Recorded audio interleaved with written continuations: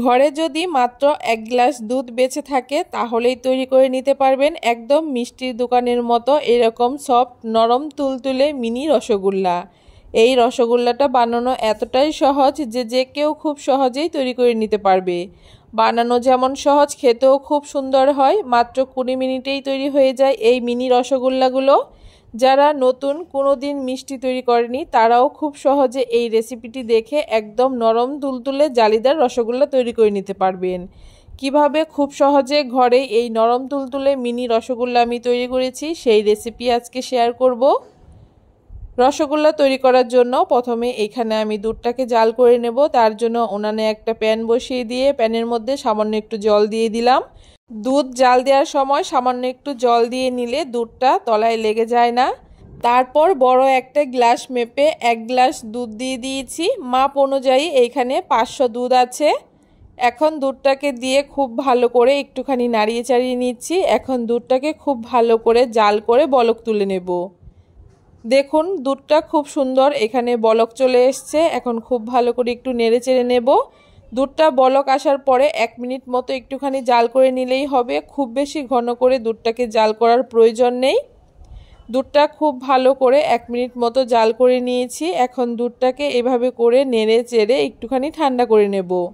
খুব বেশি গরম দুধে যদি আমরা ছানা কাটাই তাহলে সেই ছানাটা একদম শক্ত হয়ে যায়, খেতে ভালো হয় না। তাই দুধটাকে এইভাবে করে নাড়িয়ে চাড়িয়ে একটুখানি 2 থেকে 3 মিনিট ঠান্ডা করে নেব। তারপরে দুধটাকে আমরা ছানা কাটবো, তাহলে সেই ছানাটা একদম সফট হয়। দুধটাকে একটুখানি নাড়িয়ে চাড়িয়ে ঠান্ডা করে নিয়েছি। এখন একটা বাটির মধ্যে 2 চামচ ভিনিগার আর 2 চামচ জল দিয়ে খুব ভালো করে মিশিয়ে নিয়েছি। এখন ভিনিগারের জলটাকে দুধের মধ্যে দিয়ে দিচ্ছি। আর দেখুন আস্তে আস্তে ছানাটা কাটতে শুরু করেছে। এখন আলতো হাতে একটুখানি নাড়িয়ে নেব। আপনারা কিন্তু এখানে ভিনিগারের পরিবর্তে লেবুর রস দিয়েও ছানাটা কাটিয়ে নিতে পারেন। তবে যা দিয়েই ছানাটা কাটুন না কেন সামান্য একটুখানি জল মিশিয়ে নেওয়ার চেষ্টা করবেন। সরাসরি লেবু কিংবা ভিনিগার দিয়ে এই ছানাটা কাটতে গেলে ছানাটা ভালো হবে না। দেখুন ছানাটা খুব সুন্দর কাটানো হয়ে গেছে। যখন দেখতে পারবেন ছানার জলটা খুব সুন্দর এরকম পরিষ্কার হয়েছে তখন বুঝতে পারবেন ছানাটা খুব সুন্দর এখানে কাটানো হয়ে গেছে। ছানাটা কাটিয়ে নিয়েছি। এখন ছানাটাকে আমি জল ঝরিয়ে নেব। তার জন্য একটা ছাঁকনির উপরে পরিষ্কার একটা কাপড়ের টুকরো রেখে তার উপরে আমি ছানাটাকে ঢেলে দিলাম। এখন খুব ভালো করে জল দিয়ে একটুখানি ছানাটাকে ধুয়ে নেব। লেবু কিংবা ভিনিগার যা দিয়ে ছানাটা কাটুন না কেন একটুখানি জল দিয়ে ধুয়ে নিতে হবে খুব ভালো করে। তাহলে লেবু আর ভিনিগারের যে টকটক একটা ভাব সেইটা ছানার মধ্যে থাকবে না, মিষ্টিগুলো খুব সুন্দর হবে। এখন এইভাবে করে হাত দিয়ে একটুখানি চেপে চেপে যতটা সম্ভব আমরা জলটাকে ঝরিয়ে নেব। এই পদ্ধতিতে যদি আপনারা রসগোল্লা তৈরি করেন তাহলে ছানাটাকে ঘন্টার পর ঘন্টা ঝুলিয়ে রাখতে হবে না। চেপে চেপে যতটা সম্ভব জলটাকে ঝরিয়ে নিয়েছি। এখন এইভাবে করে 10 মিনিট রেখে দিলেই হবে। 10 মিনিট পরে দেখুন ছানাটা খুব সুন্দর আমার জল ঝরে গেছে আর কত সুন্দর একদম সফট হয়েছে ছানাটা, দেখে বুঝতেই পারছেন। ছানাটাকে এখন একটা থালার মধ্যে নিয়ে এভাবে করে হাত দিয়ে একটু ভেঙে ঝুরু ঝুরু করে নিচ্ছি। দেখতেই পাচ্ছেন ছানার মধ্যে কোনো রকম জল নেই। এখন হাতের তালুর সাহায্যে এভাবে করে ডলে ডলে ছানাটাকে বেশ কিছুক্ষণ মেখে নেব। খুব বেশি চেপে চেপে মাখা যাবে না, তাহলে ছানার মধ্যে যে এক্সট্রা তেল রয়েছে সেটা বেরিয়ে যাবে। আর ওই তেলটা বেরিয়ে গেলে রসগোল্লা কিন্তু একদমই ভালো হবে না। তাই এভাবে করে আস্তে আস্তে হাতের তালু দিয়ে ছানাটাকে মাখিয়ে নিতে হবে। ছানাটা মাখাতে মাখাতে যখন দেখবেন সবগুলো ছানা এভাবে করলে এক জায়গায় জড়ো হয়ে যাচ্ছে তখন বুঝতে পারবেন ছানাটা খুব সুন্দর মাখানো হয়েছে। ছানাটা খুব ভালো করে মাখিয়ে নিয়ে এখানে আমি 1 চামচ কর্নফ্লাওয়ার দিয়ে দিয়েছি। যারা নতুন মিষ্টি তৈরি করছেন তারা অবশ্যই এখানে কর্নফ্লাওয়ারটা অবশ্যই ব্যবহার করবেন। তাছাড়া আপনারা ময়দাটাও ব্যবহার করতে পারেন, তবে ময়দার থেকে কর্নফ্লাওয়ারটা ব্যবহার করলে বাইন্ডিংটা খুব ভালো হয়, মিষ্টিটা কোনো রকম ভেঙে বা ফেটে যাওয়ার সম্ভাবনা থাকে না। কর্নফ্লাওয়ার দিয়ে খুব ভালো করে ছানাটাকে মাখিয়ে নিয়েছি। এখন এইখানে আমি ছোট ছোট করে ছানাগুলোকে ভাগ করে নেব। যতটা সাইজ করে আমি মিষ্টিগুলো তৈরি করব একই রকম সাইজ করে সবগুলো ছানা এরকম ছোট ছোট আমি টুকরো করে নেব। দেখুন সবগুলো ছানা এখানে আমি একই রকম সাইজ করে ছোট ছোট করে টুকরো করে নিয়েছি। এখন মিষ্টিগুলো শেপ দিয়ে নেব। তার জন্য এক টুকরো ছানা নিয়ে হাত দিয়ে একটুখানি ডলে এভাবে করে হাতের তালুতে নিয়ে গোল গোল করে নিলেই হয়ে যাবে। দেখুন ছানার বলটা কত সুন্দর এসছে, কোনো রকম গায়ের মধ্যে দাগ নেই, ফাটা ভাব নেই। একই রকম ভাবে সবগুলো ছানা দিয়ে আমি এইরকম গোল গোল করে মিষ্টিগুলোকে তৈরি করে নেব। দেখুন সবগুলো ছানার বল এখানে তৈরি করে নেওয়া হয়ে গেছে, আর সবগুলো ছানার বল প্রায় একই সমান হয়েছে। এখন রসগোল্লা তৈরি করার জন্য আমি চিনি শিরাটা তৈরি করে নেব। তার জন্য উনানে একটা সসপ্যান বসিয়ে দিয়ে কাপ মেপে 2 কাপ চিনি দিয়ে দিয়েছি আর 4 কাপ জল দিয়ে দিয়েছি।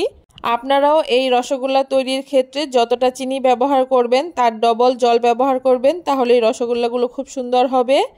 চিনি আর জলটাকে দিয়ে খুব ভালো করে এখন একটু মিশিয়ে নিচ্ছি, যতক্ষণ না খুব সুন্দর করে বলক আসছে ততক্ষণ অপেক্ষা করছি। দেখুন চিনির রসটা খুব সুন্দর বলক চলে এসছে। এখন এইভাবে করে 1 মিনিট মতো একটুখানি বলক তুলে নেব। রসগোল্লা তৈরির ক্ষেত্রে উনানের আঁচটাকে সবসময় হাইতেই রাখতে হবে। চিনির রসটা খুব সুন্দর বলক চলে এসছে। এখন এক এক করে ছানার বলগুলোকে আমি চিনির রসের মধ্যে দিয়ে দিচ্ছি।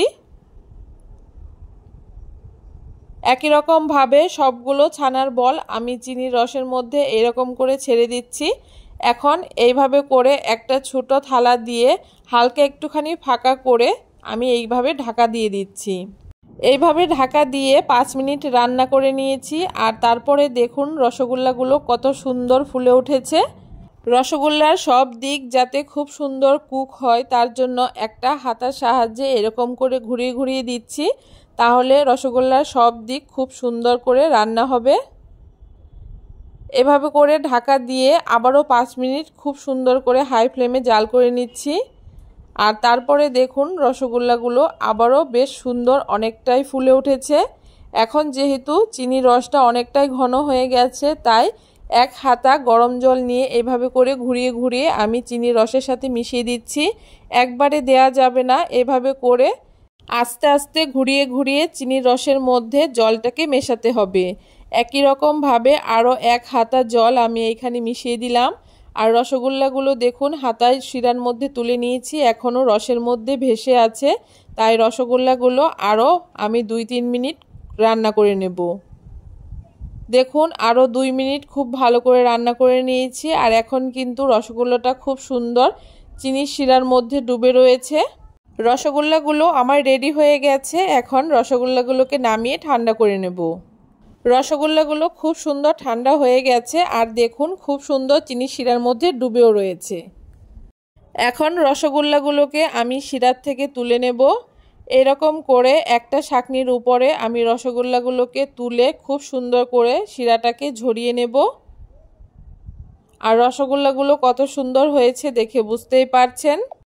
দেখুন রসগোল্লাগুলোকে শিরাটাকে ঝরিয়ে একটা প্লেটের মধ্যে তুলে নিয়েছি, আর রসগোল্লাগুলো কত সুন্দর রসালো হয়েছে দেখতেই পাচ্ছেন। একটুখানি চাপ দিতে খুব সুন্দর রস বেরিয়ে আসছে, আর দেখে বুঝতেই পারছেন রসগোল্লাগুলো কতটা স্পঞ্জি হয়েছে। এর ভেতরটা আমি কেটে দেখিয়ে দিচ্ছি কতটা জালিদার হয়েছে। দেখুন একটা রসগোল্লা নিয়ে আমি আপনাদেরকে কেটে দেখিয়ে দিচ্ছি এর ভেতরটা কতটা সুন্দর হয়েছে। যারা কোনোদিন রসগোল্লা তৈরি করেনি তারাও এই রেসিপিটি দেখলে খুব সহজেই রসগোল্লা তৈরি করে নিতে পারবেন। রসগোল্লা খাওয়ার জন্য আর দোকানে যাওয়ার প্রয়োজন নেই, এই পদ্ধতিতে তৈরি করলে বাড়িতেই খুব সুন্দর সহজভাবে আপনারা রসগোল্লা তৈরি করে নিতে পারবেন। কেমন লাগলো আজকে খুব সহজ পদ্ধতিতে এই রসগোল্লা তৈরির রেসিপি অবশ্যই কমেন্ট করে জানাতে ভুলবেন না। ভিডিওটা ভালো লাগলে অবশ্যই সবার সাথে শেয়ার করে দেবেন, আর আমার চ্যানেলটাকে সাবস্ক্রাইব করে দেবেন।